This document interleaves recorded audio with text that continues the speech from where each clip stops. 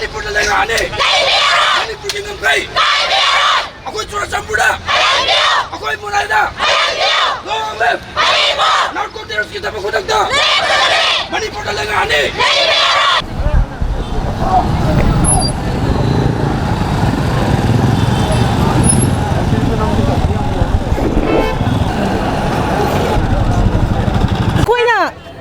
Relief camp ani thongju kendra relief camp da laiba Moreh amadi Churchandpur ki victims oiraba lanjenaragli ba refugee ai khoina tangai fadana ngasi de ase chachari bagi maramdi ai khoi gi ram da baduda central force laida ai khoi bu ki chup da thausa bidana ku ki sing dai khoi yu bai thado ki ba ai khoi police ai huran bi ki ba lut to bi ki ba si pe da bu khola wai da listen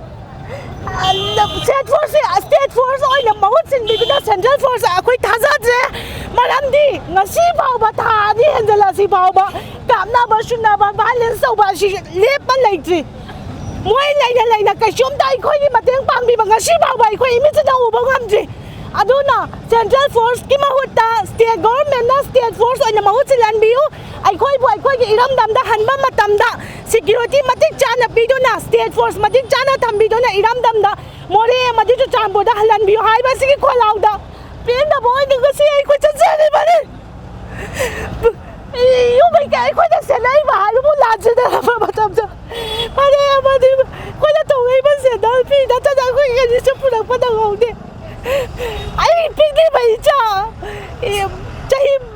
chahi da ti tha mari ga manghai bang ta pha da lai ba da pu da se lai ba ni masi ai khoi ga ya wa da se la ke ha ba da mayam su khat bi ho masi ai khoi yang pen da asu tha ni hela ba se khoi tumin da relief ke masi da government da cha ba thai ya da khoi tumin da san masi pa bang ta ba di ga si lu ba masi ge le si ko dom cha ba lau da dai khoi ga cha cha ni ba ni se ai chang ke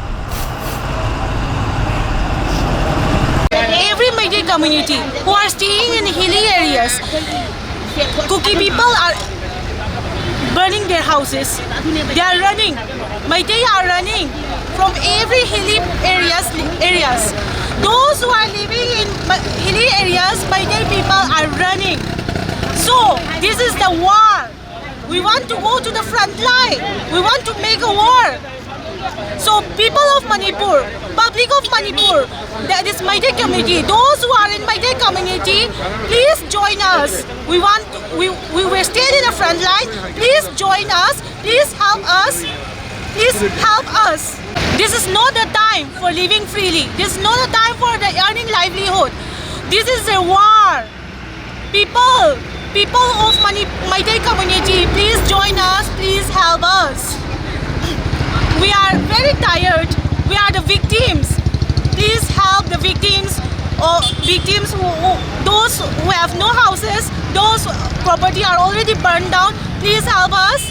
Please help to restore our home, our own land.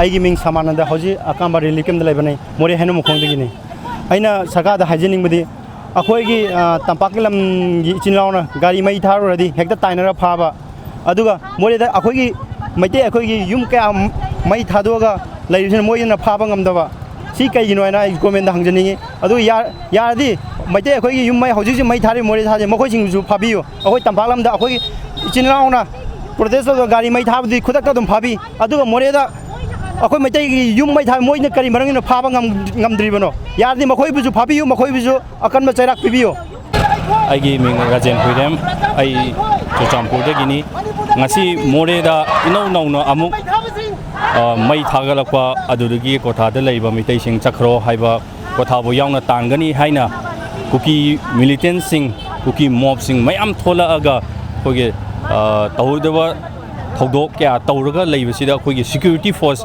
amasung central gi force sing jina tumina yenga leiriba akoina sida chilaga akoi je Manipur masa natrabra akoi se mitai masa natrabra akoi je inthoga thamibra haibigi wakhang chi Manipur sakamak to hangningi immigrant sing la aga sida Moreh da horiba Churchandpur da horiba sida free da kanam ta athingba pidana khulai pairaga opena tholaga sida petrol bomb pairaga yum da langsalaga thaba khotpa tawdana karisu thingdraga akoina sida मरक खरद अखोइना सिर protest चब इमा Eben सिंगना कैथेदा फमजबदि tier gas काप्सनदना थिंगबा तौरिबसे करी मरमगिनो सिदा मोइ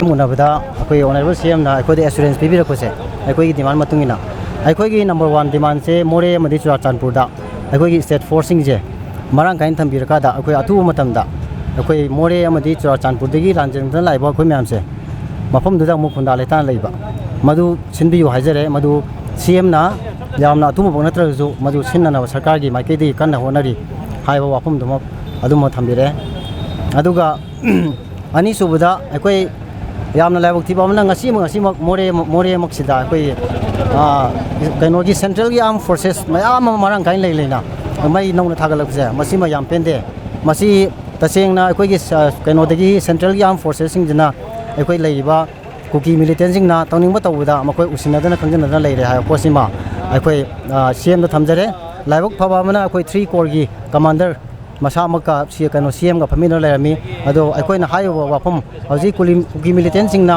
central arm force कांगबु की ममांग सिदा अखोई मै नुंग थाबदो मदु खुदकता हौजी 3 कोर कमांडर दा हायरे मदु तौ यारोयना मदु कनो 3 कोर कमांडर जो अतु मतमदा मदु एक्शन लौखटके हायबो मका थंबी तो थोइदोकपा मखा ता अखोइना चुराचानपुर अमदी मोरे की मैथै सिंग पामिसे हौजी जे लेरिबा सरकारना मतम खरगी ओइबा साओना सारिबा युमसे मसिदा लेबसे मसी अखोई ngमोय लेबसु पामदे हायो पोस्ट जो कोई सेंद थमजरमनी मतम खरगी ओइना सरकारना सिनबीबा युमसी मोता तसेंगबा अखोई की युम इंकोलुदा खोंजलगादा लेबा याननबा अखोई मतिक चाबा सिक्योरिटी स्टेट की सिक्योरिटी चुराचानपुर अमदी मोरेदा डिप्लॉय तौबियो थंबियो हाइबसे मसी अखोई ngasi चुराचानपुर अमदी मोरे की लाइबक थिरबा विक्टिम ओइरबा अखोई की प्रजा सिंगे मौ सिनजरगा हांगना थमजरी।